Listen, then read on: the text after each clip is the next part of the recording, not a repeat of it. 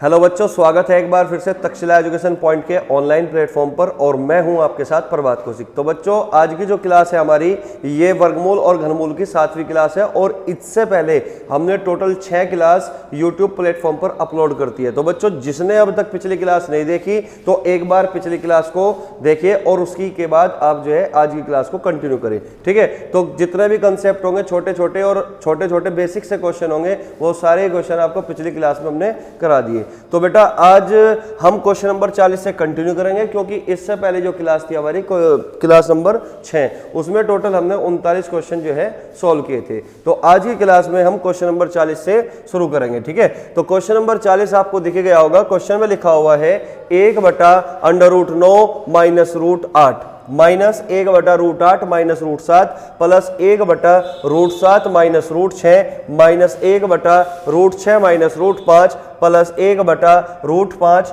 Minus √4 किसके बराबर है। तो बेटा बहुत ही फेमस क्वेश्चन रहा है ये। ठीक है, कई बार जो है एग्जाम में पूछा भी जा चुका है। तो ऐसे क्वेश्चन को हम किस तरीके से सोल्व करेंगे वो आपको देखना है। ठीक है, तो बेटा मैंने एक बार पहले भी आपको बताया है कि जब भी अपोन में रूट में कोई वैल्यू दिखती हो तो आपको केवल एक ही काम करना होता है, रेशनलाइजेशन।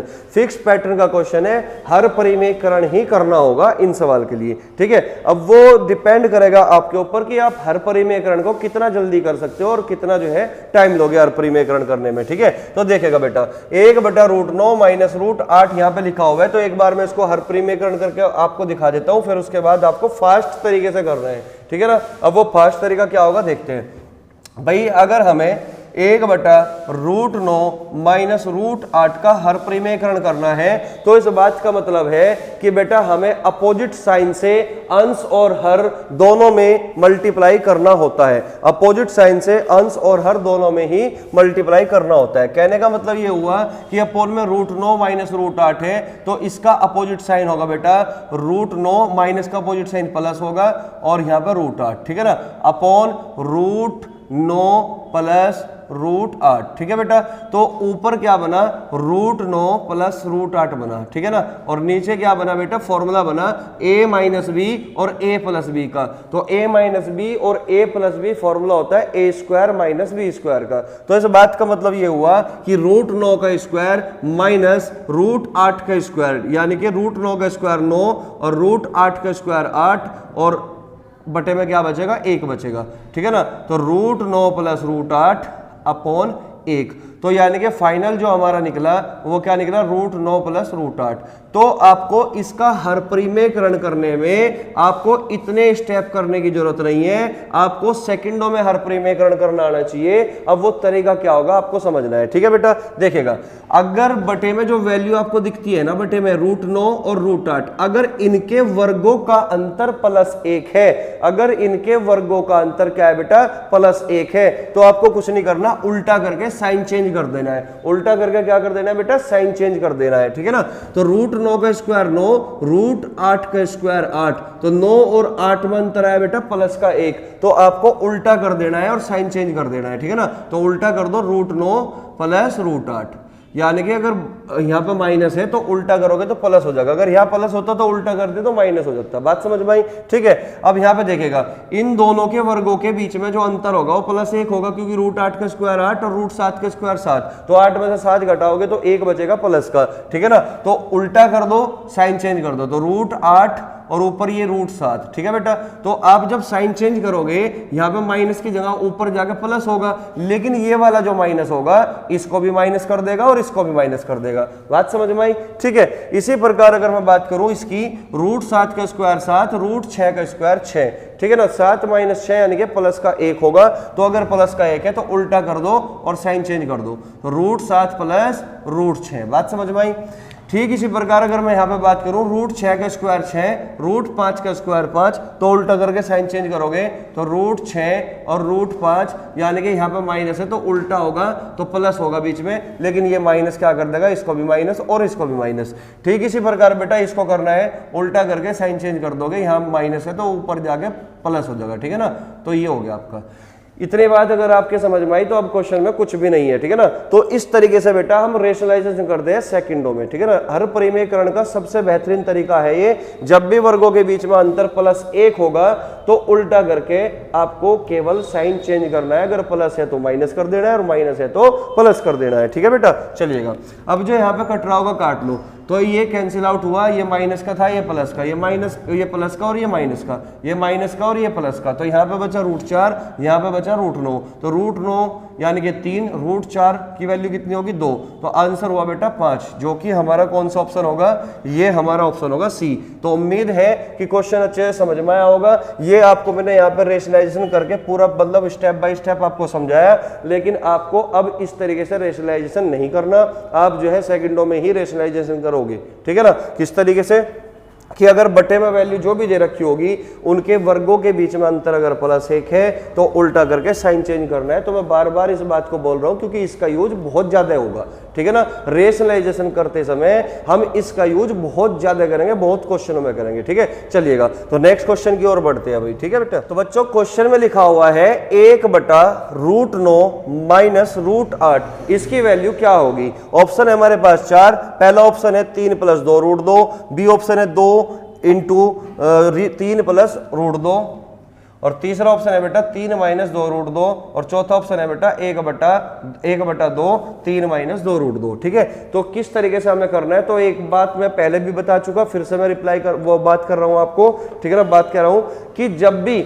अपोन में रूट में कोई वैल्यू होगी तो फिक्स पैटर्न रेशनलाइजेशन ही करना होगा। और रेशनलाइजेशन करने का एक बिल्कुल शानदार सा तरीका क्या होगा कि जब भी वर्गों का अंतर +1 होगा तो हमें उल्टा करके साइन चेंज करना है, और इससे ज्यादा हमें कुछ नहीं करना, ठीक है ना। तो देखेगा, तो इनके वर्गों का अंतर कितना है बेटा, +1 आया, क्योंकि √9 का स्क्वायर कितना होता है 9, और √8 का स्क्वायर कितना होता है 8, तो 9 में से 8 घटाओगे तो कितना बचेगा, 1 बचेगा। तो इसका मतलब इनके वर्गों का अंतर +1 है, तो उल्टा कर दीजिए और साइन चेंज कर दोगे, तो √9 + √8, इसका रेशनलाइजेशन हमने डायरेक्ट कर दिया। बात समझ में आई। तो √9 की वैल्यू कितनी बनेगी बेटा 3, और ये √8 का मतलब होता है 4 दूनी 8, और 4 का वर्गमूल 2, अंदर बचेगा बेटा 2, तो 3 + 2 √2 इस सवाल का उत्तर होगा, यानी कि हमारा जो आंसर होगा ए ऑप्शन होगा। तो उम्मीद है चीजें एकदम क्लियर हो चुकी होगी, ठीक है। तो चलिए बच्चों नेक्स्ट क्वेश्चन पे बढ़ेंगे भाई, ठीक है।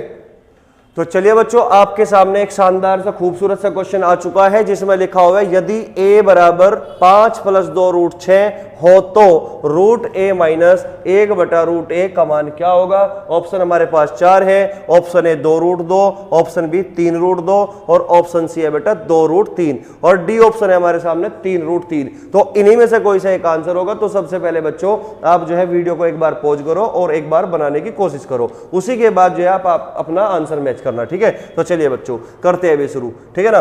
तो क्वेश्चन में दे रखा है कि a = 5 + 2 √6, तो हर वो चीज मैं आपको बता चुका हूं, समझा चुका हूं, कोई भी चीज मुझे इसमें इस क्वेश्चन को सॉल्व करने में अलग से कोई भी कंसेप्ट, कोई भी चीज आपको बताने की जरूरत नहीं है, ठीक है। जितना भी अब तक मैंने आपको चीजें समझाई, जितना भी मैंने आपको पढ़ाया, उस सारे ज्ञान का इस सवाल में हमें प्रयोग करना है, बस और कुछ नहीं करना, ठीक है। चलिएगा, तो क्वेश्चन में बेटा दे रखा है a बराबर कितना है 5 + 2 √6, 5 + 2 √6। और मैं पहले भी आपको बता चुका हूं कि जब भी इस तरीके से कोई फॉर्म में, इस फॉर्म में कोई भी चीज लिखा हुआ है, कोई भी नंबर लिखा हुआ है, तो आपको हमेशा जो कंपेयर करनी होती है वो 2ab से कंपेयर कराओ। क्योंकि मुझे यहाँ पे ना 2 √6 दिखाई दिया, तो इसको मैं 2ab में कन्वर्ट करूंगा, किसमें 2ab में। तो 2ab में 2 तो कंपलसरी होगा, ठीक है ना। ab √6 को मैं ब्रेक कर सकता हूं 3 दूनी 6 में, यानी कि √3 × √2। अब मुझे बताओ क्या ये 2ab में कन्वर्ट हो चुका। आप कहोगे सर बिल्कुल हो चुका, ठीक है। तो अब ये बताइए, अगर ये a है और ये b है तो इन्हीं के वर्गों का योगफल 5 आना चाहिए, इन्हीं के वर्गों का योगफल 5 आना चाहिए। तो √3 का स्क्वायर 3, √2 का स्क्वायर 2, तो इसका मतलब 3 और 2 5। तो इस बात का मतलब हुआ बेटा ये कुछ और नहीं है, इस बात का मतलब ये है कि ये 3 + √2 का होल स्क्वायर है। 3 प्लस रूट 2 का होल स्क्वायर है, यानी कि जो a की वैल्यू होगी वो a बराबर ये होगा √3 प्लस रूट 2 का होल स्क्वायर। तो उम्मीद है कि यहाँ तक चीजें क्लियर हो चुकी होगी। जिस बच्चों ने अब तक पिछली क्लास नहीं देखी उसमें एक एक चीज मैंने समझाई हुई है बढ़िया तरीके से एकदम, है ना। और भी एग्जाम्पल मैंने इस टाइप के क्वेश्चन बहुत सारे कराए हुए हैं, तो पिछली क्लास में आप जाकर इस चीज को समझ सकते हो। ठीक है बच्चों, चलिएगा। तो a की वैल्यू हमारे सामने आई बेटा √3 प्लस रूट 2 का होल स्क्वायर, लेकिन हमें किसकी वैल्यू चाहिए भाई? हमें तो यहाँ पे √a की वैल्यू चाहिए ना। अगर हमें बेटा यहाँ पे √a की वैल्यू चाहिए तो इस बात का मतलब होगा कि हमें दोनों तरफ क्या करना पड़ेगा? वर्गमूल करना पड़ेगा।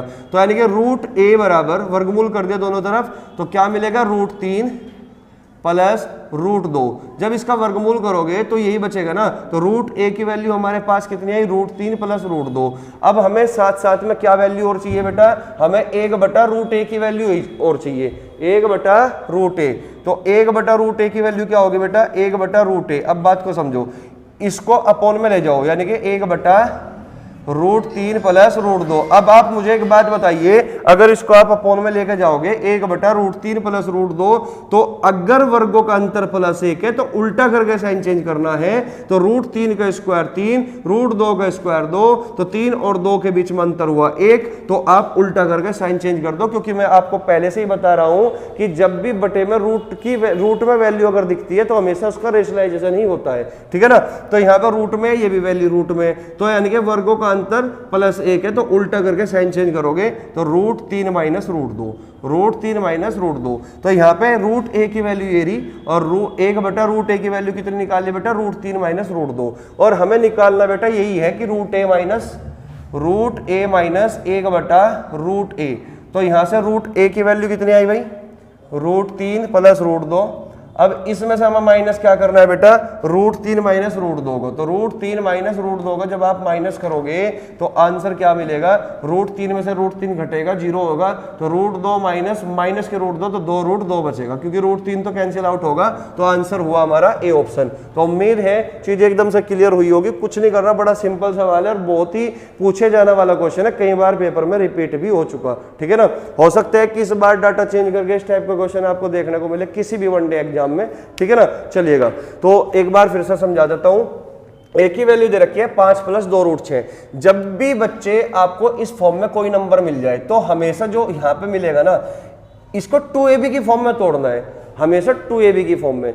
और 2ab की फॉर्म में तोड़ने पर इसको हमेशा परफेक्ट स्क्वायर बनाने की कोशिश करना, एक पूर्ण वर्ग संख्या बनाने की कोशिश करना।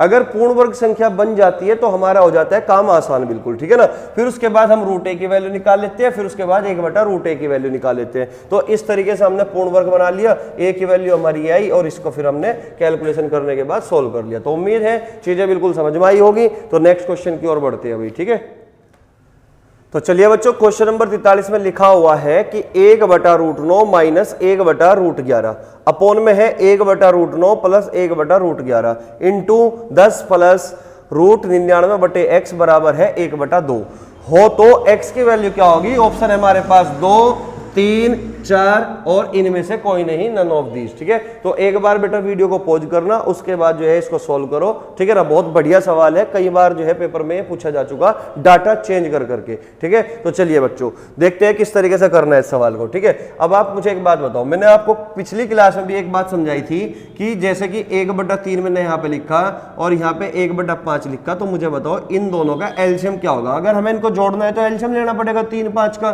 तो आप कहोगे सर एलसीएम होगा 15, 3, 5 का एलसीएम होगा 15। तो क्या ये 15 इस 3 का और 5 का प्रोडक्ट है? आप कहोगे सर बिल्कुल, कि 3 और 5 का प्रोडक्ट ही 15 एलसीएम आया। तो मैं आपको ये बात बता चुका हूं कि जब भी एलसीएम दोनों संख्याओं का प्रोडक्ट बन जाता है तो हमेशा क्रॉस प्रोडक्ट करना होता है। 5 ही कम 5 और 3 ही कम 3, तो 5 और 3 8, 8/15। तो इस बात का बेटा फायदा उठाना है आपको क्वेश्चन करते वक्त। ठीक है ना। क्योंकि आप जो बात ज्यादा सोचने के नहीं, डायरेक्ट कर दोगे इस काम को। ठीक है। चलिएगा, अब आप मुझे बताओ, अगर मैं बात बात करूं इसकी, √9 और √11 इनका एलसीएम क्या बनेगा? तो आप कहोगे सर √9 और √11 का जो एलसीएम बनेगा वो √99 बनेगा। अगर √99 इनका एलसीएम है तो इसका मतलब इन दोनों का प्रोडक्ट ही है। अगर इन दोनों का प्रोडक्ट है तो आप क्या करोगे? क्रॉस प्रोडक्ट करोगे, केवल √11 माइनस √9 लिखोगे डायरेक्ट। बात समझ में आई?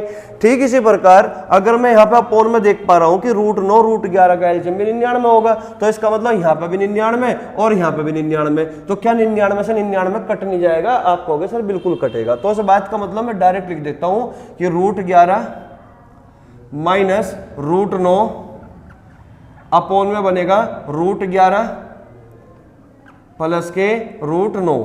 ठीक है बेटा, तो इसको पूरे को मैंने सॉल्व कर दिया। सॉल्व करने के बाद हमें ये मिला, ठीक है ना, क्योंकि √99 एलसीएम यहाँ भी होगा, √99 एलसीएम यहाँ भी होगा, जो आपस में कैंसिल आउट होगा और हमें बस यहाँ पे इस तरीके से क्रॉस प्रोडक्ट लिख देना है। ठीक है ना, तो √11 माइनस √9, √11 प्लस √9, क्योंकि बीच में प्लस है, यहाँ पे माइनस था तो माइनस। ठीक है, अब अगर मैं बात करूं बेटा इसकी, तो x को मैं उधर ले जाऊं और 2 की मल्टीप्लाई इसमें कर दूं, तो 2 की मल्टीप्लाई जब 10 प्लस 99 में करोगे, 10 प्लस √99 में, तो क्या बनेगा? 20 प्लस 2 √99, 2 √99 बनेगा, 20 प्लस 2 √99। और ये सारी बात किसके बराबर होगी? ये सारी बात x के बराबर होगी, तो इसका मतलब x के बराबर है ये सब कुछ। बात समझ में आई? और ये चीज मैं अभी अभी बताया था कि जब भी आपको इस फॉर्म में कोई भी नंबर आपको दिखता है तो हमेशा परफेक्ट स्क्वायर नंबर बनाने की कोशिश करनी है। ठीक है ना, यानी कि कंपेयर इसके हमेशा किससे कराओगे?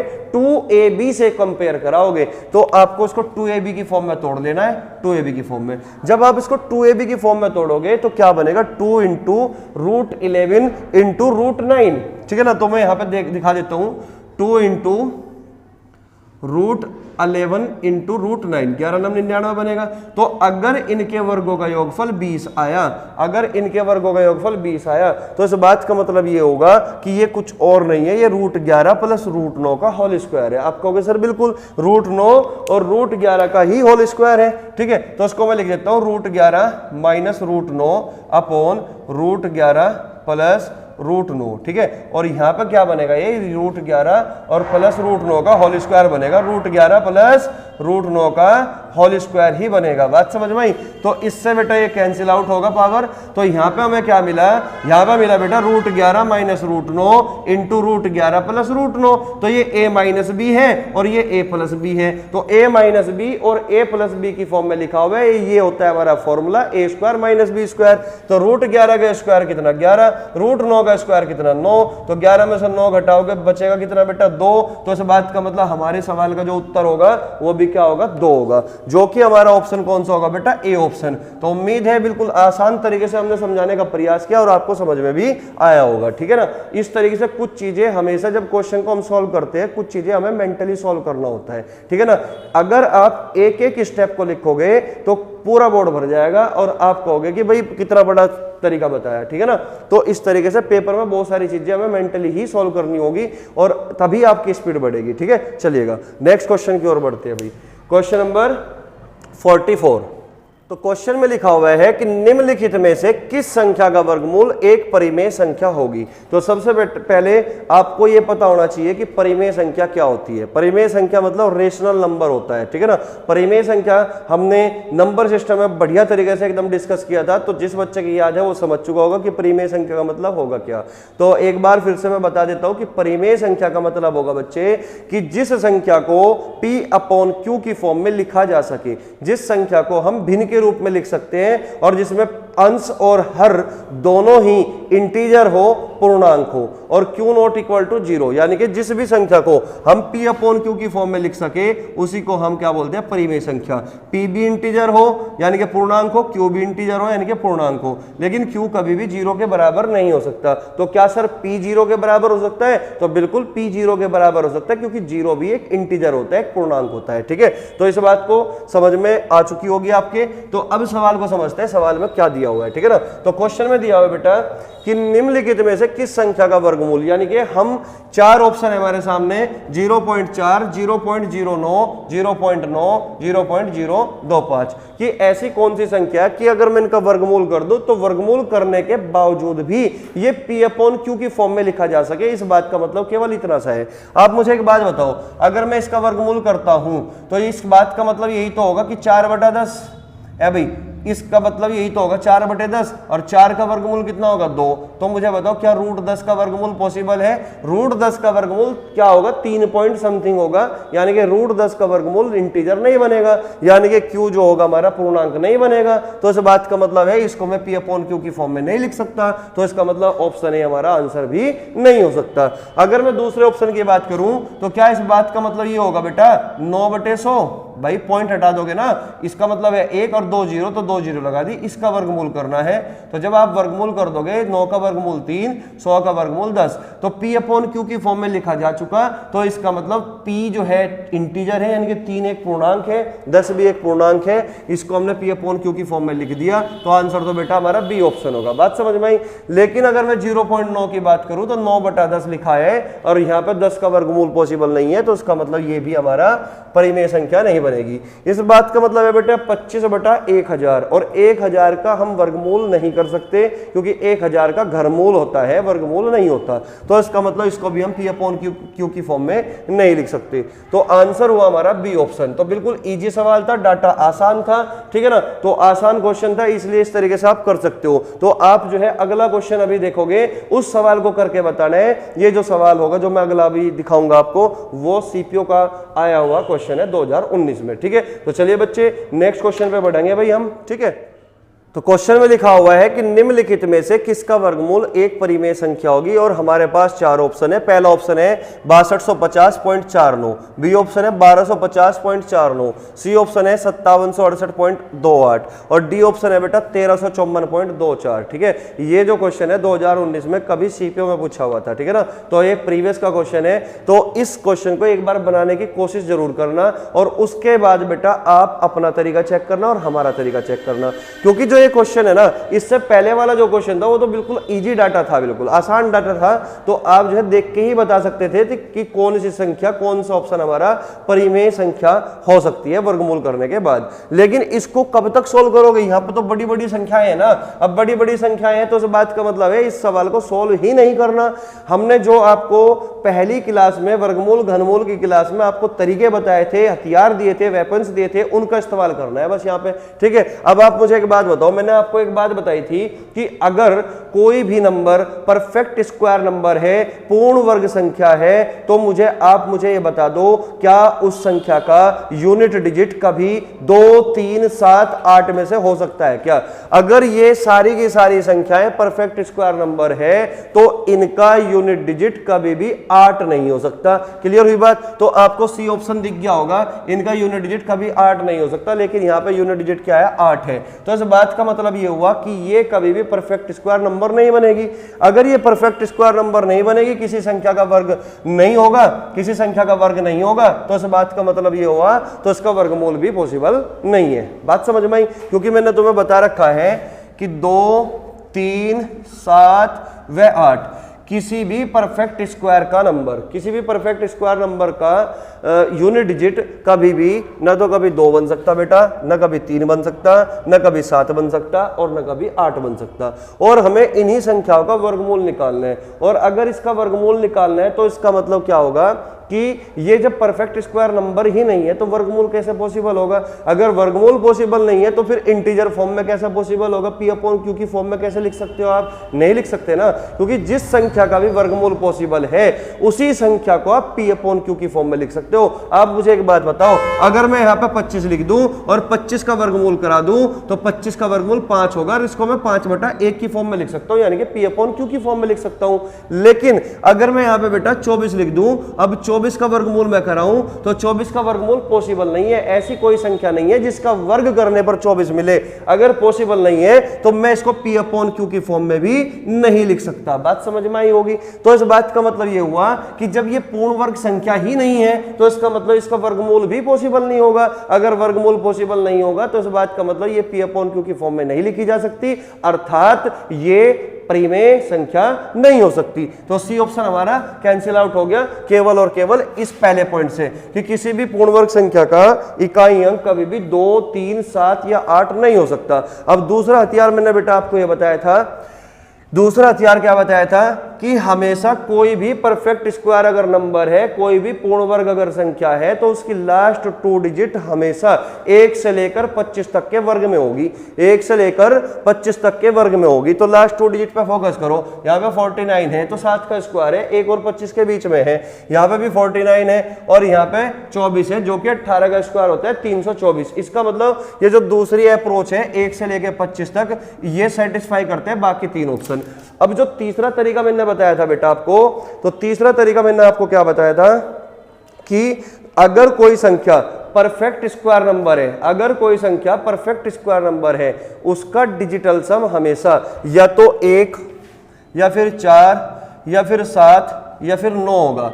जिसका भी डिजिटल सम 1, 4, 7 या 9 है तो इसका मतलब वो परफेक्ट स्क्वायर नंबर है। इसका मतलब क्या होगा, वो परफेक्ट स्क्वायर नंबर होगा, एक पूर्ण वर्ग संख्या होगी। तो अब यहाँ पे हम डिजिटल सम को एक बार चेक कर लेते हैं, ठीक है बेटा, चलिएगा। तो डिजिटल सम आपको सब कुछ बता रखा है इसलिए मैं रिपीट नहीं करूंगा, ठीक है। 9, 5 और 4 9, 6 और 2 8, इसका डिजिटल सम बेटा 8 आया, ठीक है। इसका डिजिटल सम 8 आया, लेकिन आना क्या चाहिए था, 1, 4, 7, 9 में से आना चाहिए था। तो इसका डिजिटल सम 8 आया, तो इसका मतलब ये परफेक्ट स्क्वायर नंबर नहीं है। अगर मैं बात करूं दूसरे ऑप्शन की, तो 9, 5 और 4 9, इसका डिजिटल सम कितना है बेटा, 3 आया। अगर इसका डिजिटल सम 3 आया तो इस बात का मतलब है ये परफेक्ट स्क्वायर नंबर नहीं है, क्योंकि आना चाहिए था 1, 4, 7, 9 में से। तो इस बात का मतलब ये हुआ कि ये भी हमारा परफेक्ट स्क्वायर नंबर नहीं है। तो 3 ऑप्शन हमने एलिमिनेट कर दिए। तो इस बात का मतलब हुआ कि हमारा जो डी ऑप्शन होगा यही सवाल का उत्तर होगा। इसका भी अगर हम डिजिटल सम निकालें तो क्या निकलेगा देखते हैं। 5 और 4 9, 4 और 2 6, 6 और 3 9, 9 हटा दिया, बचा कितना 1। और डिजिटल सम बेटा 1 आ सकता है या फिर 4 आ सकता है या फिर 7 आ सकता है या फिर 9 आ सकता है। इसका डिजिटल सम 1 आया, तो इस बात का मतलब डी ऑप्शन ही हमारा जो है आंसर होगा। इसी का वर्गमूल जो है एक परिमेय संख्या बनेगी, यानी कि इसी का वर्गमूल कंप्लीटली हो सकता है, जिसको हम P/Q की फॉर्म में लिख सकते हैं और ये एक परिमेय संख्या कहलाएगी। तो उम्मीद है चीजें एकदम से क्लियर हुई होगी। तो बेटा जब भी इस टाइप के बड़े बड़े नंबर आपको दिए जाते हैं ना, तो इस बात का मतलब एग्जामिनर केवल आपसे यही जानना चाहता है कि क्या आपके पास इतनी नॉलेज है या फिर नहीं, या फिर गधे की तरह जो है आप जो है पूरा बेसिक तरीके से सॉल्व कर रहे हो। समझ रहे बात को। बेसिक तरीका तो एक ब्रह्मास्त्र है, यानी कि जब सारे हथियार फेल हो जाते हैं तब हम उसका इस्तेमाल करते हैं, ठीक है ना। अभी हमारे पास ये 3 हथियार है ना, इनका इस्तेमाल करो। जैसे कि तुमने रामायण देखी होगी ना, जब भगवान राम रावण पे छोटे छोटे हथियार छोड़े, बाद में क्या ब्रह्मास्त्र छोड़ना पड़ता है कि नहीं, तो लास्ट का हथियार है। पहले छोटे छोटे हथियार से काम चलाना पड़ता है, उसके बाद हम एकदम ब्रह्मास्त्र चलाते हैं, ठीक है ना। चलिए खैर, इतनी बात समझ में आई होगी। तो चलिए बच्चों नेक्स्ट क्वेश्चन की ओर बढ़ते हैं भाई, ठीक है। तो बेटा क्वेश्चन में लिखा हुआ है कि यदि √0.05 इंटू 0.5 इंटू ए बराबर है 0.5 इंटू 0.05 इंटू √b, तो क्वेश्चन में लिखा हुआ है, तो बताइए a बटा b की वैल्यू क्या होगी, a बटा b की वैल्यू क्या होगी। तो इस बात का मतलब ये हुआ बेटा a भी जो है अंडर रूट में है और b भी क्या है, अंडर रूट में है। अगर हमें a बटा b की वैल्यू निकालनी है तो सबसे पहले बेटा हमें a का जो ऊपर अंडर रूट लगा हुआ है और b के ऊपर जो अंडर रूट लगा हुआ है, स्क्वायर रूट में जो है वो गायब करना पड़ेगा, ठीक है ना। तो गायब करने का एक ही रास्ता है, स्क्वायरिंग बोथ साइड कर दोगे तो इससे क्या होगा, a और b जो है उसके ऊपर जो रूट लगा हुआ है वो हट जाएगा, ठीक है ना। तो दोनों तरफ का आप क्या कर दोगे, वर्क कर दो। तो जब दोनों तरफ का वर्क करोगे तो 0.05 इंटू 0.5 इंटू ए बराबर, अब इसका वर्क करोगे 0.5 का स्क्वायर करोगे तो 5 का स्क्वायर आया बेटा 25, तो दशमलव लगेगी 2 अंकों के बाद, यानी कि 0.25 क्योंकि 0.5 गुणा 0.5 बनेगा, 5 का स्क्वायर 25 होगा, यानी कि 5 पंजे 25, दशमलव लगेगी 2 अंकों के बाद, 2 अंकों के बाद लगा दी गई है। अगर मैं इसका स्क्वायर करता हूं बेटा 0.05 का स्क्वायर करता हूं तो 5 का स्क्वायर बनेगा 25, लेकिन दशमलव लगेगी 2 अंकों के बाद, यहाँ पे ऑलरेडी दशमलव है, स्क्वायर करोगे तो 4 अंकों के बाद लगेगी, तो यानी कि 25 तो यहाँ पे हो गई होगा, लेकिन 4 अंकों के बाद दशमलव लगेगी, तो इसका मतलब 0.0025 बनेगा, 0.0025। कोई दिक्कत। और इनटू साथ में क्या बनेगा, b बनेगा। बात समझ में, साथ में क्या बनेगा, b बनेगा। अब हमें निकालना क्या है, हमें निकालना है a बटा b। तो b को बटे में ले आओ भाई, a बटा b को ले आओ बेटा बटे में, ठीक है। अब मुझे एक बात बताओ, यहाँ 0.2 अंकों के बाद थी, यहाँ पे भी 0.2 अंकों के बाद थी, तो 5 से काट दो, 5 बचे 25, ये पूरा 5 बार कटेगा, बात समझ में आई। अब ये दशमलव हटा दी मैंने, यहाँ पे 0 लगा दी, तो 5 से पूरा कितने बार कटेगा भाई, 10 बार कटेगा। अब 10 की मल्टीप्लाई अगर 0.0025 में करोगे तो 0.1 स्थान राइट में खिसकेगा 10 की मल्टीप्लाई करते ही, तो आंसर क्या बनेगा 0.025 बनेगा, क्योंकि एक दशमलव जो है ये 10 से हट, वो एक जीरो जो है इस 10 से खत्म हो जाएगी, ठीक है ना। तो 0.025 बनेगा, और जो कि हमारा ऑप्शन कौन सा होगा बेटा, ये होगा पहले ही ऑप्शन, ठीक है ना। तो आंसर आ चुका 0.025। क्लियर हो चुकी, बिल्कुल आसान सा सवाल था। इस टाइप का अगर सवाल है तो किस तरीके से हमें अंजाम देना है वो आप समझ चुके होंगे, इसमें कोई ज्यादा बड़ी चीज नहीं थी। तो नेक्स्ट क्वेश्चन की ओर बढ़ते हैं अभी, ठीक है। तो बच्चों ये भी पहले जैसे ही क्वेश्चन है, इसमें लिखा हुआ है कि यदि रूट के अंदर है 0.04 इंटू 0.4 इंटू ए बराबर है 0.004 इंटू 0.4 इंटू रूट बी, तो बताइए a बटा b का मान क्या होगा। ऑप्शन है हमारे पास 4, पहला ऑप्शन है 16 गुना 10 की घात -4, बी ऑप्शन है 16 गुना 10 की घात -3, सी ऑप्शन है 16 गुना 10 की घात -5 और डी ऑप्शन है नॉट, यानी कि नन ऑफ दीज, यानी कि इनमें से कोई नहीं। तो बिल्कुल पहले जैसे ही सवाल है इसी तरीके से हमें सवाल को अंजाम देना है, ठीक है। चलिएगा, तो a बटा b की वैल्यू चाहिए, तो a अंडर रूट के अंदर है, b भी अंडर रूट के अंदर है। तो अगर a और b को अंडर रूट से बाहर निकालना है तो स्क्वायरिंग बोथ साइड करनी पड़ेगी, दोनों तरफ का वर्क कर देते हैं, ठीक है ना। जब इसका वर्क करोगे तो बेटा 0.04 ये तो ऐसे ही रखा जाएगा, ठीक है ना। 0.4 इंटू a बराबर क्या होगा, इसका वर्क करोगे 4 का स्क्वायर कितना 16, लेकिन यहाँ पर दशमलव कितना अंकों के बाद है 3, तो 3 का डबल यानी कि 6 अंकों के बाद लगेगी। तो 2 अंक यहाँ पे ऑलरेडी है, 2 और 2 4, 4 और 2 6, तो 6 अंकों के बाद दशमलव लगी, यानी कि 0.000016, ठीक है ना। इनटू यहाँ पे 4 का स्क्वायर कितना 16, अब यहाँ पे 1 अंक के बाद है तो उसका डबल कर दोगे, 2 अंकों के बाद दशमलव लगाओगे, 4 का स्क्वायर 16, तो 0.16 इंटू बी। बात समझ में आई। अब यहां से जो कट रहा होगा काट लो भाई, ठीक है ना। चलिएगा, तो एक बात बताओ मुझे, यहाँ पे 2 अंकों के बाद है कि नहीं, यहाँ पे भी 2 अंकों के बाद, तो ये पॉइंट से पॉइंट हट गया और 4 से इसको काट भी दिया, ठीक है ना। 4 चौक 16, अब ये पॉइंट हटा के यहाँ पे भेज दे 40 के साथ, यानी कि 4 से क्या कितनी बार कटेगा, 10 बार कटेगा। बात समझ में आई। अब 10 की जब मल्टीप्लाई करोगे बेटा आप, तो 1 जीरो खत्म होगी 10 की मल्टीप्लाई करते ही, बात समझ में आई। तो 0.00016 बचेगा और b पहुंच जाएगा बेटा a के बटे में, तो a बटा b बराबर ये हुआ। अब ऐसा तो कोई ऑप्शन हमारे सामने नहीं है, तो इसको हमें इस फॉर्म में कन्वर्ट करना पड़ेगा। इस फॉर्म में कन्वर्ट करने के लिए क्या करना होगा, 16 एज इट इज रख दो। अब देखो 1 2 3 4 5, तो गुणा 10 की घात -5 लिखा जाएगा, क्योंकि अगर दशमलव इधर है और इधर जाते हो तो -5, क्योंकि इस बात का मतलब यही तो होगा ना, 0.00016 का मतलब यही होगा ना, 16 बटे भाई 1 2 3 4 5, तो 10 की घात 5 नीचे होगी, और 16 गुणा जब 10 की घात 5 को ऊपर ले जाओगे तो -5 होगी। या आप डायरेक्ट लिख सकते हो कि 1 2 3 4 5 काउंट कर लो डायरेक्ट, तो 10 की घात -5 डायरेक्ट ही लिख दोगे आप, ठीक है ना। तो 16 गुना 10 की घात -5, जो कि आपका सी ऑप्शन होगा। तो उम्मीद है बिल्कुल अच्छे से समझ में आ चुका होगा इस टाइप के क्वेश्चन को किस तरीके से हमें सॉल्व करना होता है। तो इसमें देख के, इस तरीके से क्वेश्चन को देखकर घबराना नहीं होता, ठीक है ना।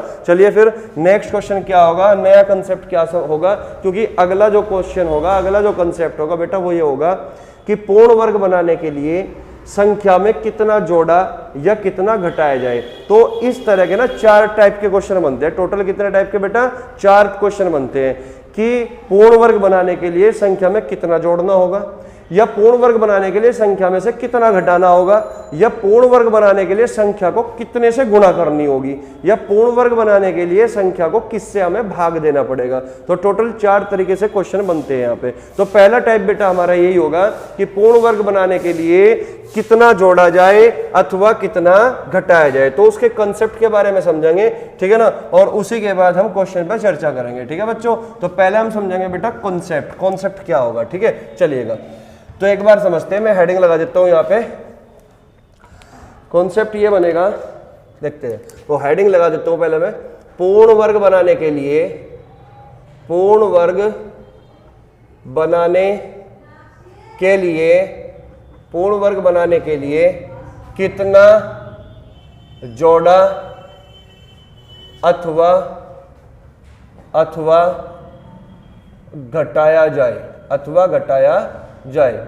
तो ये हमारा टाइप का नाम हुआ कि पूर्ण वर्ग बनाने के लिए कितना जोड़ा अथवा घटाया जाए। तो पहले हम जो है ना एक साथ जो कर रहे हैं वो जोड़ना और घटाने वाला करेंगे। इसके बाद जो हमारा अगला टाइप होगा उसमें हम गुणा और भाग करने वाला करेंगे, क्योंकि टोटल 4 ही तरह के सवाल बनेंगे। और एक बार इन सवाल को आप ढंग से एक बार समझ लोगे तो जिंदगी में किसी भी वनडे एग्जाम में अगर यहाँ से सवाल होगा तो आप बिल्कुल भी गलत नहीं करोगे। बढ़िया इत्मीनान के साथ आपको चीजें मैं समझाऊंगा। ठीक है, चलिएगा समझते हैं भाई। तो अभी मैंने जो थोड़ी देर पहले एक क्वेश्चन में जिक्र किया था कंसेप्ट का, तो बेटा टोटल जो है ना हमारे पास 4 तरीके हैं सवाल को करने के, केवल 4 तरीके।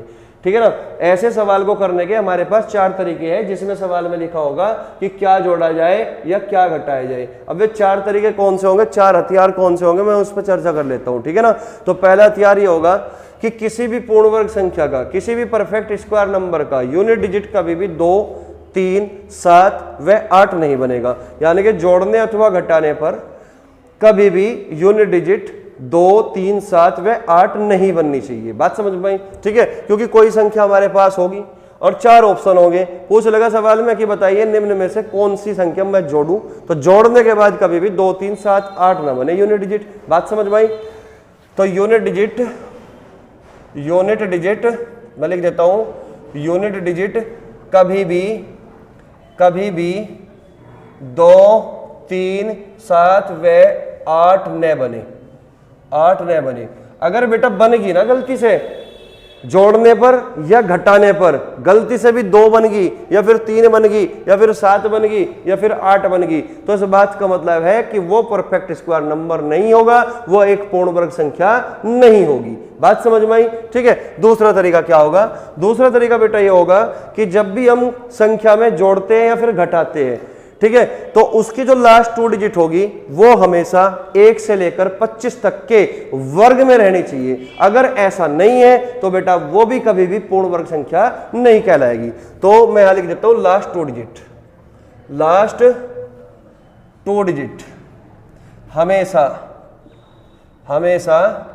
1 से 25 तक, 1 से 25 तक के वर्ग में रहे, 1 से लेकर 25 तक के वर्ग में रहे। अगर जोड़ते हैं या फिर घटाते हैं किसी संख्या में कोई नंबर, तो जोड़ने या घटाने पर जो हमारे पास संख्या बनेगी उसकी लास्ट 2 डिजिट जो होगी वो हमेशा 1 से लेकर 25 तक के वर्ग में रहना चाहिए। अगर ऐसा नहीं है तो वो भी संख्या हमारी पूर्ण वर्ग संख्या नहीं होगी। बात समझ में आई? बाकी जब मैं क्वेश्चन आपको कराऊंगा तब आप चीजें क्लियरली समझोगे। ठीक है ना। तो नेक्स्ट पॉइंट क्या होगा कि जोड़ने अथवा घटाने पर जो संख्या बनेगी उसका जो डिजिटल सम होगा वो या तो 1 होना चाहिए या फिर 4 होना चाहिए या फिर 7 होना चाहिए या फिर 9 होना चाहिए। अगर 1, 4, 7 व 9 के अलावा कोई और डिजिटल सम आता है तो इस बात का मतलब है कि वो संख्या कभी भी पूर्ण वर्ग संख्या यानी कि परफेक्ट स्क्वायर नंबर नहीं रहेगी। बात समझ में आई? तो लिख लेते हैं बेटा डिजिटल सम हमेशा, क्योंकि पूर्ण वर्ग संख्या का डिजिटल सम हमेशा 1, 4, 7 व 9 बने, 1, 4, 7 व 9 बने। तो डिजिटल सम हमेशा क्या बनेगा? 1, 4, 7 व 9 बने। तो जो नहीं बनेगा वो 2, 3, 7, 8 ना बने, यूनिट डिजिट 2, 3, 7, 8 ना बने, 1 से 25 तक के वर्ग में रहे, लास्ट की 2 डिजिट रहे। डिजिटल सम हमेशा 1, 4, 7 व 9 बने। इनके अलावा अगर कोई और बनता है डिजिटल सम तो इस बात का मतलब है वो हमारी परफेक्ट स्क्वायर नंबर नहीं है, वो हमारी पूर्ण वर्ग संख्या नहीं है। बात समझ में आई? अब ये जो 3 तरीके बेटा मैंने करवाए आपको, 3 तरीके जो 3 हथियार मैंने आपको दिए, ये कभी भी क्वेश्चन का सॉल्यूशन नहीं करेगी, ये केवल ऑप्शन एलिमिनेट करेगी। ये केवल 3 जो हथियार है आपके सामने, 3 वेपन्स जो है आपके सामने, ये केवल और केवल क्वेश्चन के ऑप्शन को एलिमिनेट करने के काम आती है। जैसा कि 2019 में सीपीयू में एग्जाम में क्वेश्चन जो पूछा हुआ था वो केवल एग्जामिनर इतना ही जानना चाहता था कि क्या आपको इन 3 तरीकों के बारे में पता है या फिर नहीं पता। बात समझ में आई? तभी तो उसने इतनी बड़ी बड़ी संख्याएं लिख के दी ना, वरना अगर उसको बेसिक तरीके से करवाना ही होता तो बिल्कुल आसान सवाल देता, बिल्कुल डाटा इजी देता जिसको देखते ही आप बता दो। कि वो पी अपॉन क्यू की फॉर्म में लिखी जाएगी कि नहीं, परिमेय संख्या होगी कि नहीं। समझ में आई बात? इसलिए उसने 4 ऑप्शन इतने बड़े बड़े दिए, केवल उसका मकसद यही था कि बच्चा जानता है कि नहीं जानता है। तो हर वो चीज मैं आपको बता रहा हूं जो बेस्ट अप्रोच होगी, आपके क्वेश्चन के सॉल्यूशन तक जाएगी। बात समझ में आई? तो चलिए, तो चौथा जो तरीका होगा ये होगा ब्रह्मास्त्र यानी कि बेसिक मेथड। ये होगा बेसिक मेथड, ये होगा हमारा बेसिक मेथड। जब सारे हथियार फेल हो जाते हैं तो लास्ट में यही हथियार चलेगा, बेसिक मेथड। ये तो आंसर को निकाल के ही लाएगा। बात समझ में आई? ठीक है ना? तो इसको भी समझेंगे अभी बेसिक मेथड क्या होगा। हालांकि मैं आपको बता चुका हूं बेसिक मेथड से हम वर्गमूल, घनमूल कैसे, वो वर्गमूल कैसे करते हैं, घनमूल की तो हम बात ही नहीं कर रहे, ठीक है ना। बेसिक मेथड से हम वर्गमूल कैसे करते हैं, बात समझ में आई? तो इसके लिए मैं एक एग्जाम्पल से चीजों को क्लियर करूंगा अभी, ठीक है। अब एक बात बताओ, बेसिक मेथड के लिए मैं बता रहा हूं आपको, मान के चलो मैं कोई नंबर लिख देता हूं यहाँ पे 595। क्या लिख देता हूं बेटा? 595। मैंने यहाँ पे एक नंबर लिख दिया 595। अब मैं जानना चाहता हूं कि 595 से मैं ऐसी कौन सी संख्या घटा दूं कि घटाने के बाद वो एक पूर्ण वर्ग बन जाए, एक परफेक्ट स्क्वायर नंबर बन जाए।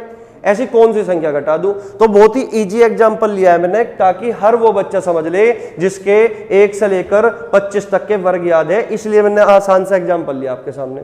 वरना लेने को तो मैं एक बड़ा नंबर भी ले सकता हूं, लेकिन फिर वहां पे तुम गड़बड़ कर जाओगे, समझ नहीं पाओगे। तो चीजों को आसान छोटे छोटे एग्जाम्पल से समझोगे तो ज्यादा क्लियर होता है, ठीक है ना। चलिएगा, तो अगर मैं बात कर रहा था 595 की, तो मैंने आपसे पूछा कि 595 है ना, कि ऐसी कौन सी संख्या में 595 से सब्ट्रैक्ट कर दूं कि घटाने के बाद जो संख्या बनेगी वो एक परफेक्ट स्क्वायर नंबर हो, एक पूर्ण वर्ग संख्या हो। तो पहले तो मुझे बताइए ये 595 ऐसी कौन सी प्राकृतिक संख्या का वर्ग के नजदीक है 595? तो आपको 22 का स्क्वायर याद है 484, 23 का स्क्वायर याद है 529 और 24 का स्क्वायर 576, 25 का स्क्वायर 625। इसका मतलब ये 24 का स्क्वायर और 25 के स्क्वायर के बीच का नंबर है, यानी कि 24 का स्क्वायर 576 होगा, 24 का स्क्वायर 576 होगा और 25 का स्क्वायर क्या होगा बेटा? 625 होगा। तो इन दोनों के बीच का नंबर है 576 और 625 के बीच का नंबर है। और ये जो 576 है ये एक पूर्ण वर्ग संख्या है, क्योंकि 24 का स्क्वायर है, और ये जो 625 है बेटा ये एक पूर्ण वर्ग संख्या है, क्योंकि ये 25 का स्क्वायर है। तो आप मुझे बताइए मैंने 595 में से ऐसा क्या घटाया होगा कि ये 576 बना होगा? ए भाई, अगर मैं इसमें से घटा दूं 595 में से 576 को, तो क्या घटाया होगा? 15 में से 6 गए 9, यानी कि 19। तो 19 घटाने पर मुझे 576 मिलेगा, 19 घटाने पर मुझे 576 मिलेगा। बात समझ में आई? अगर मेरा सवाल ये हो कि 595 में मैं ऐसा कौन सा नंबर जोड़ दूं कि जोड़ने के बाद जो नंबर आएगा वो एक परफेक्ट स्क्वायर नंबर बने, यानी कि पूर्ण वर्ग संख्या बने, तो आप कहोगे सर इसमें 625 बनाना है तो 595 में मुझे 30 जोड़ना पड़ेगा, 30 जोड़ने पर 625 बनेगा। तो 30 जोड़ते क्या होगा? 625। और सवाल में यही पूछता है कि क्या जोड़ा जाए और क्या घटाया जाए। तो क्या जोड़ा गया? 30। और क्या घटाया गया? 19। तो क्या घटाया गया? माइनस के 19, यानी कि 19 घटाया गया और क्या जोड़ा गया? 30 जोड़ा गया। इसी के बारे में चर्चा करेगा एग्जामिनर कि क्या जोड़े और क्या घटाए। बात समझ में आई? तो हम यहाँ पे बात कर रहे थे बेसिक मेथड से किस तरीके से। तो ये चीज मैंने एक छोटे से एग्जांपल लेके आपको समझा दी कि जैसे कि कोई एग्जांपल आपके सामने दे दिया 595 कि 595 में से ऐसी कौन सी संख्या हमें घटानी होगी कि संख्या पूर्ण वर्ग बने, तो आंसर हुआ हमारा 19। अगर मैं पूछता कि 595 में हमें ऐसी कौन सी संख्या जोड़नी होगी कि संख्या हमारी एक पूर्ण वर्ग बने, परफेक्ट स्क्वायर नंबर बने, तो आंसर होगा बेटा 30 कि 595 में 30 जोड़ना होगा तभी 625 बनेगा, जो कि 25 का स्क्वायर है। अब इसी चीज को बेसिक मेथड से कैसे करें वो समझना है, ठीक है ना। अब मैंने यहाँ पे लिख दिया 595। तो मैं पहले भी पिछली क्लास में आपके सामने चर्चा कर चुका हूं कि अगर कोई संख्या हमारे सामने ऐसी है जिसमें दशमलव नहीं लगा हुआ है, तो पेयर जो बनता है बेटा वो राइट तरफ से बनेगा, 2-2 का पेयर बनेगा, राइट तरफ से 2 का पेयर बना, अब जो बचा यहाँ पे 1 का पेयर बना। और जब हम वर्गमूल निकालने वाला तरीका लगाते हैं, बेसिक मेथड लगाते हैं, तो यहाँ पे जो यहाँ पे महारनी चलती है वो n स्क्वायर की फॉर्म में महारनी चलेगी, n स्क्वायर की फॉर्म में, ठीक है ना। तो पहले चला गया 5 पे, तो 1 ही कम 1, 2 दूनी 4, 3 3 9, 9 ज्यादा हो जाएगा 5 से, तो 2 दूनी 4, तो 2 की चलाओगे 2 गुणा 2, 2 गुणा 2, तो यहाँ पे 2 लगा दिया, तो 2 दूनी 4 गुणा करके यहाँ लिख दोगे, लिख दिया। अब यहाँ पे क्या होगा बेटा, यहाँ पे जो नंबर होगा इनको जोड़ के लिखना है, 2 और 2 4, यहाँ पे आपने जोड़ के लिख दिया। अब 5 में से 4 घटाओगे तो कितना बचेगा, 1 बचेगा, 1 बचा लिया। अब 4 की जो महारनी होगी वो 1 पता चलेगी नहीं, तो आपको पूरा का पूरा पेयर उठाना पड़ेगा 95, 195 नंबर बन चुका। बात समझ में आई? तो 4 चौक 16 यानी कि 4 की चलेगी मारनी, 4 पंजे 20 ज्यादा होगी तो 4 की चला दो, 4 की, 4 गुना 4, तो यहाँ पे लिख दिया मैंने 4। बात समझ में आई? तो 4 चौक 16 का 6 का हासिल कितना हुआ, 1, 4 चौक 16 और 1 17, तो यहाँ पे कितना आया बेटा, 17 आ गया। बात समझ में आई? अब मुझे बताओ यहाँ पे 15 में से 6 घटाओगे 9, 8 में से 7 घटाओगे 1। बात समझ में आई? तो इस बात का मतलब था कि जो 19 है ये 19 घटाना पड़ेगा कि नहीं, 19 घटाना पड़ेगा कि नहीं, कि 195 माइनस 176 जो आया तो माइनस के 19 आया। तो अगर 19 घटाओगे तभी तो ये 24 का स्क्वायर बनेगा 576, तभी तो एक पूर्ण वर्ग संख्या मिलेगी। तो इसका मतलब जब भी क्वेश्चन में पूछता है कि क्या घटाया जाए, तो घटाने का मतलब है कि जो हमारे पास नंबर है ना वो थोड़ा फालतू है और उसमें से कुछ घटाने के बाद जो संख्या बनती है वो पूर्ण वर्ग संख्या बनेगी। अब फालतू कितना है ये नंबर, ये फालतू बेटा 19 था, तो इसका मतलब 19 ज्यादा था, ये 19 लेके ज्यादा बैठा है, तो 19 को ही हमें माइनस करना पड़ेगा। अब 19 को हमने माइनस कर दिया तो ये 576 बनेगा, जो कि 24 का स्क्वायर बनेगा। ये एक पूर्ण वर्ग संख्या है। क्लियर हुई बात? लेकिन अगर बात करें जोड़ने वाली की कि क्या जोड़ा जाए, तो जोड़ते हैं किस तरीके से काम करते हैं, किस तरीके से बेसिक मेथड अप्लाई करते हैं, फिर वहां पे हम वो समझना है, ठीक है ना, क्योंकि ये हमारा लास्ट हथियार होगा। जब ऊपर के 3 तरीके फेल हो जाते हैं तो हमारा यही जो है फील्ड में मैदान में आता है चौथे वाला तरीका। बात समझ में आई? चलिएगा, अगर मैं बात करूं 595 की, तो यहां पर देखिए 595 हमारी संख्या है, तो पेयर बनाना है 2 का, राइट साइड से बनेगा पेयर, तो 2 का पेयर हमने यहाँ पे बना दिया, यहाँ पे बना दिया। तो इस तरीके से पेयर बनाने के बाद यहाँ पे चलाओगे फिर से मारनी, तो 2 दूनी 4, 2 हो गया। तो यहाँ पे बचेगा बेटा 1 और 2 और 2 4 जोड़ के लिखोगे, ऊपर से उतार लिया पूरा का पूरा 95। अब मुद्दा यहाँ पे आया, अब यहाँ पे आपको सीखना है कि पॉइंट क्या है यहाँ पे। अब देखिएगा बेटा, जब घटाने की बात होगी तो सिंपल तरीके से हमने सॉल्व कर दिया, लेकिन अब जोड़ने की बात है तो इसका मतलब हमें नंबर जो भी चाहिए वो 595 से ज्यादा चाहिए, हमें नंबर 595 से ज्यादा चाहिए। अगर ज्यादा चाहिए तो बेटा यहाँ पे महारनी भी 1 ज्यादा चलेगी। ये मुद्दा है यहाँ पे, इसको समझना है, ठीक है ना, क्योंकि जोड़ने के बाद जो नंबर हमें मिलेगा, जो परफेक्ट स्क्वायर नंबर बनेगा वो 595 से ज्यादा ही तो आएगा है भाई, वो 595 से ज्यादा ही तो आएगा। अगर 595 से ज्यादा आएगा तो इस बात का मतलब है यहाँ पे महारनी जो चलेगी वो भी हमारी 1 ज्यादा चलेगी महारनी। तो यहाँ पे हमने 4 की चलाई थी, तो यहाँ पे मुझे बेटा 5 की चलानी पड़ेगी, 5 की, तो 5 की महारनी चला दोगे, 5 की, 5 पंजे 25 का 5 का हासिल 2, 5 चौक 20 और 2 22, ठीक है, तो 25, 5 में से 5 घटाओगे 0, बड़े नंबर में से छोटा नंबर घटा दो, 5 में से 5 गए 0, 12 में से 9 गए 3, तो हमें 30 जोड़ना पड़ेगा, 30 जोड़ना पड़ेगा। बात समझ में आई? तो इसका मतलब जो 595 संख्या थी वो अभी 30 कम है उस संख्या से जो परफेक्ट स्क्वायर नंबर है, यानी कि परफेक्ट स्क्वायर नंबर कौन सी है, 625। अब 625 से ये 30 कम है, इसका मतलब तो जब भी जोड़ने की बात होगी याद रखना हमेशा 1 महारनी ज्यादा चलाओगे, ठीक है ना, तो तभी तो ये 25 का स्क्वायर बनेगा, 25 का स्क्वायर 625। बात समझ में? पूरा कंसेप्ट क्लियर हो चुका। ये हमारा पूरा कंसेप्ट है कि पूर्ण वर्ग बनाने के लिए कितना जोड़ा अथवा कितना घटाया जाए। तो सबसे पहले हम 3 तरीके लगाएंगे, अगर ये फेल हो गए तो हमारा बेसिक तरीका ही अप्लाई करना पड़ेगा, फिर हमारी मजबूरी है ब्रह्मास्त्र ही चलाना पड़ेगा, ठीक है। तो एक बार इसका स्क्रीनशॉट लो जल्दी से, ठीक है, फिर मैं क्वेश्चन यहाँ पे तुम्हारे सामने लेकर आता हूँ किस तरीके से हमें डील करना है क्वेश्चन के साथ, ठीक है। चलिएगा, तो चलिए बच्चों नेक्स्ट क्वेश्चन पर बढ़ेंगे। भाई हमारा क्वेश्चन क्या होगा देखते हैं। देखिए बच्चों क्वेश्चन नंबर 48 में लिखा हुआ है कि 1901 के साथ निश्चित रूप से जोड़ी जाने वाली न्यूनतम संख्या ताकि योगफल एक पूर्ण वर्ग बन जाए। तो सिंपल सी बात यह है कि सवाल वाला ये पूछना चाहता है कि 1901 में मैं ऐसा क्या नंबर जोड़ दूं, जोड़ने के बाद जो संख्या बनेगी, जो संख्या आएगी वो एक परफेक्ट स्क्वायर नंबर होना चाहिए। तो आपसे केवल इतनी सी बात पूछी गई है, समझ में आई बात, ठीक है। चलिएगा, तो यहां पे बात जोड़ने की है, यानी कि जोड़ने का स्कोप है, घटाने का स्कोप नहीं पूछा गया। सबसे पहले हमें ये देखना पड़ेगा कि जोड़ने के लिए कहा गया है या फिर घटाने के लिए कहा गया है। बात समझ में आई? तो सबसे पहले हमें ये देखना है। अब 1901 के साथ पूछ रहा है कि निश्चित रूप से जोड़ी जाने वाली संख्या, तो हमारा पहले नंबर का जो हथियार था वो क्या था कि जोड़ने अथवा घटाने के बाद कभी भी परफेक्ट स्क्वायर का जो नंबर बनेगा वो ना तो 2 बनेगा, ना 3 बनेगा, ना 7 बनेगा, ना 8 बनेगा। क्या नहीं बनेगा? यूनिट डिजिट नहीं बनेगा।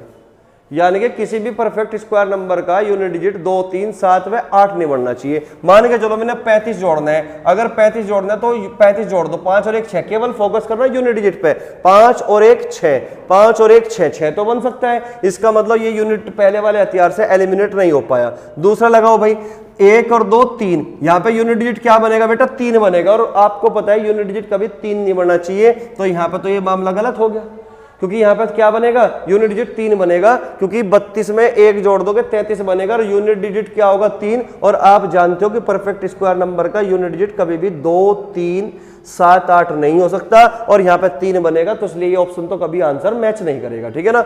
अगर मैं यहां पे बात करूं, यहां पे 1 + 0 1 हो सकता है, 9 और 1 10 0 हो सकता है, तो यानी कि यूनिट डिजिट वाले कंसेप्ट से हमारा एक ही ऑप्शन एलिमिनेट हो पाया। दूसरा हमारा जो हथियार था वो क्या था कि बाद की जो 2 डिजिट होगी, लास्ट 2 डिजिट होगी, वो हमेशा 1 से 25 तक के वर्ग में रहे। तो बेटा आप मुझे बताओ, 35 में अगर मैं 0 1 जोड़ दूं 36, 36 6 का स्क्वायर है, बिल्कुल सही है। 30 में 1 जोड़ दूं 31। अब ये बता दो मुझे 1 से लेकर 25 तक किसके वर्ग में लास्ट की 2 डिजिट 31 है। आप कहोगे सर किसी के भी वर्ग में 31 नहीं आता, तो इसका मतलब ये भी आंसर नहीं बनेगा। बात समझ में आई? ठीक है, अगर 29 जोड़ दोगे 0 1 में तो 30 बनेगा, और 30 बता दो 1 से लेकर 25 तक के किसके वर्ग में 30 आता है लास्ट की 2 डिजिट। आप कहोगे किसी के में नहीं आता, तो इसका मतलब आंसर ये भी नहीं होगा। तो पहले 2 ही हथियार जो थे हमारे वो काम करके, तो इसका मतलब आंसर 35 होगा। अब बताओ बेसिक पर जाने की जरूरत है क्या? आप कहोगे सर नहीं। तो इस बात का मतलब है हमने 2 ही तरीके से यूनिट डिजिट वाला और लास्ट 2 डिजिट वाला कंसेप्ट लगाकर हमने यहां पे एलिमिनेशन लगा दिया, जिसमें 3 ऑप्शन एलिमिनेट हो गए। अगर एक ऑप्शन और बच जाता तो मैं डिजिटल सम चेक कर लेता, और उसके बाद जो है अगर तीसरा तरीका भी फेल हो जाता तो फिर मैं लास्ट में बेसिक मेथड अप्लाई कर देता, तो आंसर तो बच के जाना ही नहीं था। बात समझ में आई? चलिए, इतनी बात अगर आपके समझ में आती है तो एक बार मैं सॉल्यूशन भी समझा देता हूं बेसिक मेथड से, कि बेसिक मेथड से कैसे करते हैं हम। तो जो 1901 है, जोड़ने की बात कर रहा था, ठीक है ना। तो सबसे पहले पेयर बनाओगे, दो दोगे, तो दो के पेयर बना लोगे इस तरीके से, ठीक है। अब यहाँ पे चलाओ भाई मारनी, n स्क्वायर की फॉर्म में चलेगी, जैसा कि आप अच्छे से जानते हो, बड़े बच्चे हो चुके हैं आप, बच्चे छोटे नहीं रहे आप, है ना।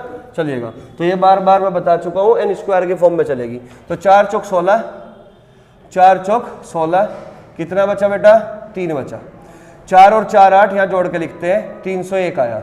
8 3 24, तो 3 की चलाओगे, 4 की चलाओ सीधा, 4 चौक 16 का 6 का हासिल 1, 4 8 32 और 1 33, तो ये कितना आ गया बेटा? 336। 6 में से 1 गया 5 और 3 में से 0 गए 3, तो 35 जोड़ना पड़ेगा, यानी कि यहाँ पे 44 का स्क्वायर बनेगा। बात समझ में? 44 का स्क्वायर बनेगा।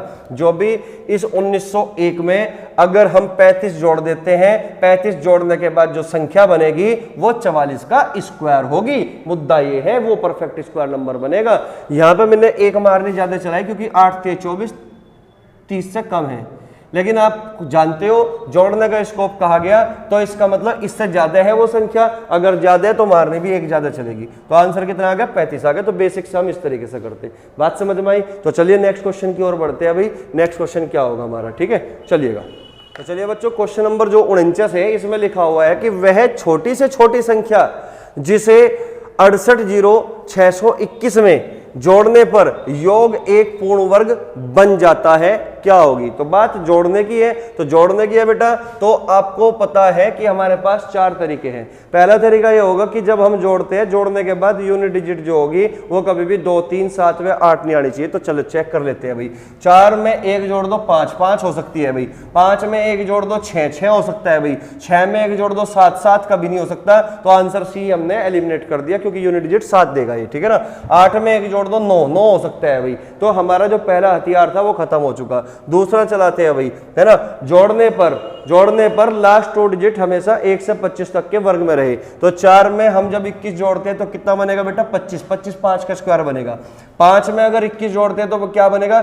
21 और 5 26। अब आप मुझे बताओ 26 किसी के 1 से लेकर 25 तक के वर्ग की लास्ट 2 डिजिट बनती है कि नहीं? आप कहोगे सर नहीं, 26 किसी का भी नहीं बनता। तो इसका मतलब 5 भी आंसर नहीं होगा। अगर मैं 21 में 8 जोड़ दूं तो क्या बनेगा? 29 बनेगा। और आप जानते हो 29 जो होता है वो 23 का स्क्वायर 529 होता है, तो 1 से 25 तक के वर्ग में आता है। तो इसका मतलब ये 8 भी होने की संभावना है, 4 भी होने की संभावना है। चलो चेक करते हैं अब डिजिटल सम। डिजिटल सम को चेक करना है अब, ठीक है। इसका डिजिटल सम निकाल लेते हैं अभी पहले हम। 8 और 6 14, 14 का मतलब 5, 5 और 6 11, 11 का मतलब 2, 2 और 2 4, 4 और 1 5। तो इस संख्या का डिजिटल सम है बेटा 5। अब जोड़ने पर 5 और 4 9, तो इसका डिजिटल सम 9 आया। 5 और 8 13, 13 का डिजिटल सम बेटा 4 आया। तो डिजिटल सम 4 भी हो सकता है, डिजिटल सम 9 भी हो सकता है। तो अब हम 2 ऑप्शन पे फंस चुके, यानी कि आंसर 8 भी आ सकता है, आंसर 4 भी आ सकता है, क्योंकि जो डिजिटल सम है वो 1 4 7 व 9 हो सकता है। तो यहाँ पे 4 आ गया और 9 आ गया। अब 2 ऑप्शन में हम फंस चुके। तो इस बात का मतलब ये हुआ बेटा अब हमें बेसिक पे ही जाना पड़ेगा, लेकिन 2 ऑप्शन हमने एलिमिनेट कर दिए, या तो आंसर 4 में से होगा या फिर 8 में से होगा, ठीक है। तो बेसिक क्या होगा हमारा 680621 था। तो पेयर बना लेते हैं 2 2 के, तो इस पर चलाओगे n स्क्वायर की फॉर्म में। तो 8 8 64, 8 8 64, तो 8 में से 4 गए 4, 8 और 8 16 जोड़ के लिखोगे, पूरा पेयर उतार लो 06 है ना। 16 दूनी 32, 2 की चलाओ भाई यहाँ पे, 16 दूनी 32, 2 की चला दोगे 2 दूनी 4, 2 6 12 का 2 का हासिल 1, 2 एकम 2 और 1 3, 324। 6 में से 4 गए 2, 10 में से 2 गए 8, यहाँ जोड़ के लिखोगे 164 आ गया। ऊपर से पूरा पेयर उतारोगे बेटा 21। अब बात थी बेटा जोड़ने की, तो जोड़ने का मतलब ये होगा इस संख्या में अब जब हम कुछ संख्या जोड़ेंगे तो जोड़ने के बाद जो संख्या बनेगी वो इस संख्या से तो ज्यादा ही रही होगी, तो इसका मतलब बाहर ने भी एक ज्यादा चलानी पड़ेगी। तो 16 पंजे 80, 5 की चला के देखते हैं भाई, 5 पंजे 25, क्योंकि 80 जो है ना 82 के नजदीक ही है, हो सकता है कि इसकी मल्टीप्लाई करने पर 82 से 21 से बड़ा बने। तो 5 पंजे 25 का 5 का हासिल 2, 5 चौक 20, 20 और 2 22, ठीक है ना। 5 चंग 30 और 2 32, 3 5 और 3 8, यानी कि 8221 है और 8225 है। 25 में से 21 घटा दो 4, तो इसका मतलब हमें 4 जोड़ना पड़ेगा। हमारे इस सवाल का उत्तर आया ये, ठीक है ना। 5 की चलाई हमने, तो इसका मतलब इस संख्या में 4 जोड़ने पर जो संख्या बनेगी वो 825 का स्क्वायर बनेगी। एक प्राकृतिक संख्या 825, उसका वर्ग बनेगी। तो आंसर क्या होगा बेटा, ए ऑप्शन होगा। तो इस बात का मतलब ये हुआ हमारा डी ऑप्शन नहीं होगा। क्लियर हो चुकी। अब ऐसा तो जरूरी नहीं होता ना कि हम सारे ही ऑप्शन एलिमिनेट कर दे इन तरीकों से। मान के चलो मैंने तो आपको ऐसे ऑप्शन सेट करके दे दिए, यहां पे मैं करा दूं आपको कि जो मैंने तरीके आपको एलिमिनेशन वाला लगाया कि वो हर ऑप्शन में सेट बैठे और पेपर में ना बैठे, तो हर वो तरीका आपको हर वैरायटी में आपको कराऊंगा। ये जो सवाल है बेटा पेपर का ही आया हुआ है, एसएससी ने पूछ रखा है क्वेश्चन, ये सेम ऑप्शन के साथ है, मैं हेरा फेरी नहीं करने का बिल्कुल भी, ठीक है। मैं हर, चाहे वो क्वेश्चन मॉडरेट हो हार्ड हो, हर टाइप का क्वेश्चन मैं आपको कराऊंगा, हर वो तरीका आपको बताऊंगा जिसमें जो है तुम अपने क्वेश्चन को आसानी से सोल्व कर पाओ। तो ये वाला बेसिक मेथड कोई नहीं बताएगा आपको, क्योंकि वो ऑप्शन ऐसे ही सेट करेगा जिसमें जो है ऑप्शन एलिमिनेट हो जाए। तो ये सीखना बहुत जरूरी है। लास्ट का हथियार है ब्रह्मास्त्र एक तरीके से, ठीक है। तो उम्मीद है बच्चों ये जो क्वेश्चन नंबर 49 है समझ में आया होगा। इससे आगे के जो क्वेश्चन होंगे वो कंटिन्यू हम नेक्स्ट वीडियो में करेंगे, वरना वीडियो ज्यादा लंबी हो जाएगी, ठीक है। तो बच्चों एक छोटी सी विनती है आपसे, आप जो है ज्यादा से ज्यादा वीडियो को शेयर करें, लाइक करें और सब्सक्राइब करें, यानी कि फैलाने की कोशिश करो, क्योंकि बिल्कुल फ्री यूट्यूब चैनल पर मैं बिल्कुल फ्री एकदम से सारा कंटेंट आपको जो है दे रहा हूं, बेस्ट कंटेंट के साथ। किसी का अगर पेड कोर्स भी होगा ना तो आप उनका कंटेंट मैच कर लेना हमारे कंटेंट से, ठीक है ना। वो अगर यूपी पुलिस का पेड कोर्स बेच रहे हैं तो टुच्चे सवाल करवा रहे होंगे आपको वे, लेकिन इस बार 4 साल बाद वैकेंसी निकलेगी, तो जरूरी नहीं है कि आपको वे टुच्चे सवाल तुम्हें पेपर में मिलेंगे। तो आपका जो लेवल होगा, स्टैंडर्ड होगा, वो आपको थोड़ा बढ़ा के चलना पड़ेगा। जब आप इतनी सोच रखोगे, यहां तक सोच रखोगे, तब इतना पाओगे। अगर पहले ही सोच आपकी इतनी होगी तो यहां तक कैसे जाओगे, समझ में आई बात। तो इसलिए अपना लेवल भी आपको बढ़ा के चलना है, तभी आप जो है पेपर को क्रैक कर पाओगे। वरना यूपी पुलिस का तो टुच्चा सा पेपर है, कुछ भी नहीं है, ज्यादा चक्कर में नहीं पड़ना, बिल्कुल नॉर्मल तरीके से कर्म करते रहो। फल तो मिल ही जाएगा बाद में, फल तुम्हारा मीठा ही होगा अगर कर्म तुम्हारा ईमानदारी से किया तो। बात समझ में आई। तो चलिए बच्चों मिलते हैं फिर नेक्स्ट क्लास में, तब तक के लिए जय हिंद जय भारत।